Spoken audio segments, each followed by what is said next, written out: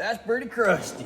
What's up, guys? Behind me is my beloved 2007 Chevy Silverado 2500 HD Duramax, LBZ, of course. And this truck has about 206,000 miles on it. It's 20 years old. It still has a factory EGR. So I figured today, in the name of science, we're going to go ahead and disassemble this thing and inspect it, because the odds of it still being free-flowing and unclogged is probably pretty slim, whereas the odds of it being absolutely jammed full of soot and tar and all kinds of crap, probably pretty high, but we won't know until we inspect it. So let's go ahead, pop the hood, tear this thing apart, see how bad it is. First things first, you want to go ahead and disconnect your batteries, which I have already done. Here is our EGR, which is pretty crusty, so not going to be surprised if that thing is absolutely jammed full, but we've got quite a few things we've got to remove in order to get access to remove that thing. So starting off, our beautiful HSP intake and the mouthpiece. We got our sensor disconnected, the tube removed, and now we're gonna go ahead and remove the PCV. You got two 10 mil bolts. One is right there, and the other one is hidden down underneath there somewhere. We gotta find it, but we're gonna go ahead and pop those two 10 mils free, pop this guy off of our intake horn, and then we can lift that guy out of place. Got our PCV out. There's a clamp holding that guy on. Then, like I said, two 10 mils. I did have to take that pipe loose, that way we could get access to it. Got a glove stuffed in the hole. And now I think it's time to go ahead and remove our intake horn, which it's maybe a little loose, I don't know. I'm gonna unplug this wire right here, get this out of the way, and I'm gonna film it so I remember exactly how it was laying. So it's laying right behind there. Unplug it, take this guy loose, it should be a clamp. I feel like there was supposed to be something different than just that kind of clamp. Maybe not, but I think there was supposed to be a band clamp. I don't know. Either way, that guy's coming off. Now that we've got the mouthpiece out, we can see our turbo, which is absolutely crusty in here, but that was the correct clamp. It just looked weird from the top. I'm not sure why, but now we want to go ahead and remove all the electronics on top of this guy. Start by removing this, unplug everything, probably undo that. Get all this undone and then fold it out of the way. Well, I got everything unplugged, but we've got some tomfoolery going on with the wiring down here that runs to the coolant tank. It's a coolant temperature sensor, I do believe. I feel like it's supposed to be one plug, but as you can see, ours is being modified, and it actually goes to that one, and then it goes down as well. So we can't just fully pull our wires out of the way, which is definitely going to complicate things, but I don't want to go messing with that and end up screwing something up. So I'm just going to have to kind of push this guy out of the way in order to get to the bolts. So we've got a bolt, nut, probably one on the back side. Got to figure out how this little retainer clip comes out.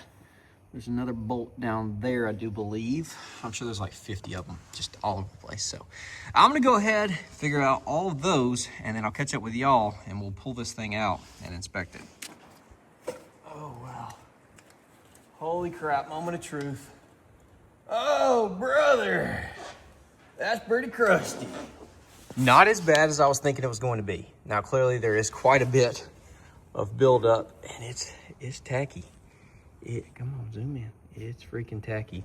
But not as bad as I was thinking. I thought these suckers were gonna be jammed full. Who knows if this is the original though? I would assume it is, but it also might not be. Truck being 19 years old at this point, definitely could have had this replaced or cleaned. Hard to tell. P, don't know. Markings on that made me kind of think that it has been. Yeah. Holy crap. That's pretty bad, ain't gonna lie. But she's off. Honestly, not bad at all to get to that.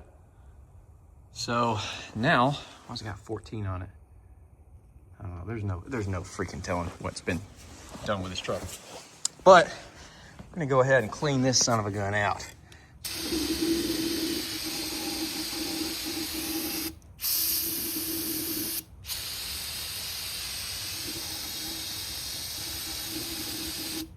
That's the good stuff right there. Get you a pinch of that skull pack of lip, boy. That's gonna get that head butter rolling right there, let me tell you. You thought brake cleaner was good? Get you some of that. That's gonna be a upper decky and bottom. We're gonna be packing lips for days now. Well, I'm officially out of brake clean. Now, I definitely could break this thing down in half because there's the electronic portion in the center and pressure wash it out, but I think she's gonna be clean enough. We got all the gunk out and it's just a little bit on the top. So I ain't too worried about it. So now I'm just gonna go ahead and throw it all back in, and then we're gonna see if the truck runs better.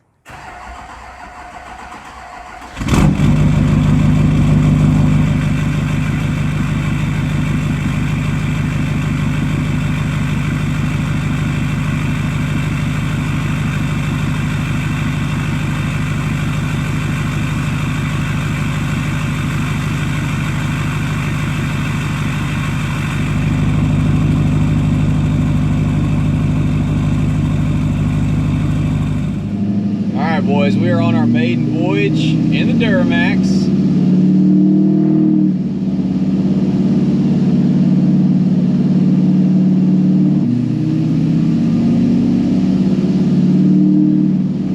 Good gosh, dude. She feels good and she sounds freaking good. Oh my gosh.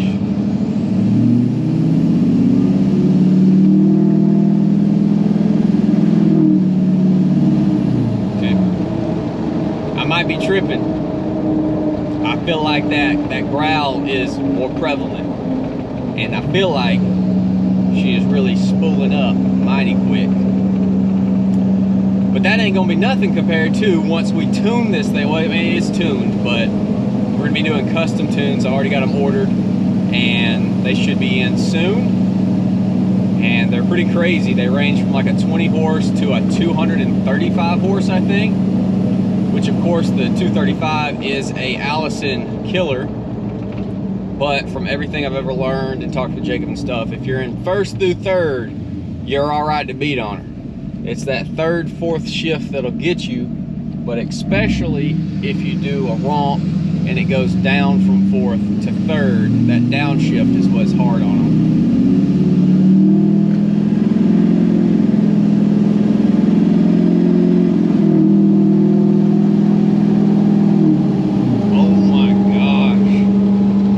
This isn't a race truck or anything like that, so that's not what the intended purposes are, and hopefully to live forever with what we're doing. You know, this kind of stuff is all I really do in this thing. Maybe a little harder romp here and there, but not out racing it or nothing, just enjoying the truck, enjoying the power that it has, but not being crazy. But at the end of the day, it is a stock Allison 200,000 miles on 36s and 26 by 14, so you know, your diesels are not affected like your gas trucks are by wheel and tire swaps because they have so much torque.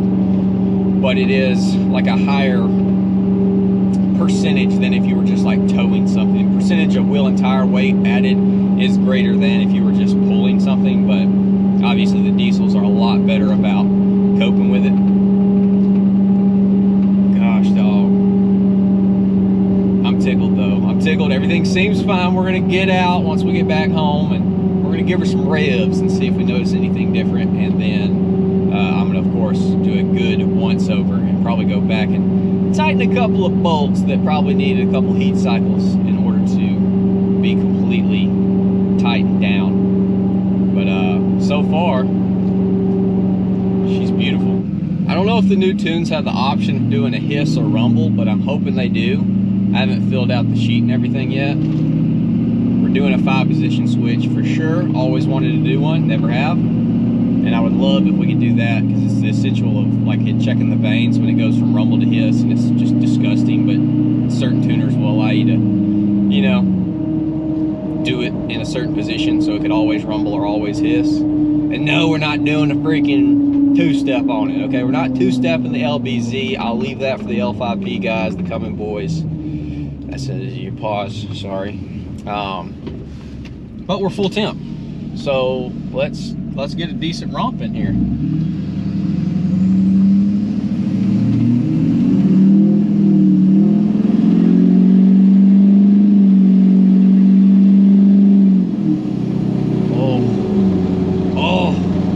It's like nothing. I don't even know what tune we're on. I can't remember when we tuned the truck, if I left it on the highest horsepower tune or if I put it back down. It's not on the mild, but feels good, sounds good. Let's see how it sounds from the outside. Give her some revs.